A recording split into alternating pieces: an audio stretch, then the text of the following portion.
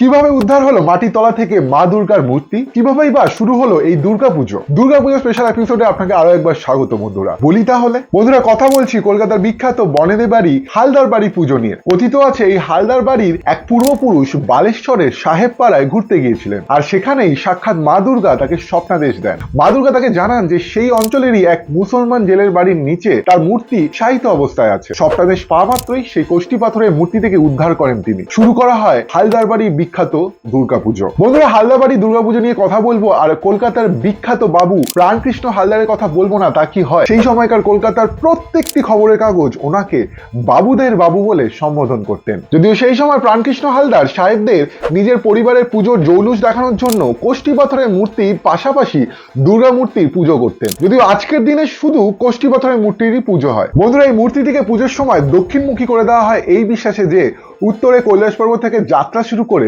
দক্ষিণে মর্তে মা পা দিল। বন্ধুরা, এই বাড়ির পুজোতে আজও বাড়ির মহিলারা আমিষ খেয়ে অর্থাৎ মাছ খেয়ে মুখে পান গুজে জলের ফোঁটা দিয়ে ঢাকিদের আগমনের সাথে সাথে ঢাকিদের ঢাকগুলোকে বরণ করে নেন। বন্ধুরা, জানা গেছে বোধনের দিন রেড়ির তেল দিয়ে জাগ প্রদীপ জ্বালানো হয়, সেই প্রদীপ বিসর্জন পর্যন্ত এক মুহূর্তের জন্য নেবানোর নিয়ম নেই এই হালদার বাড়ি পুজোতে। তাহলে এবারে কলকাতার পুজোর প্যান্ডেল হপিং এ কলকাতার বিখ্যাত বনেদি বাড়ি এই হালদার বাড়ি পুজো কিন্তু মাস্ট।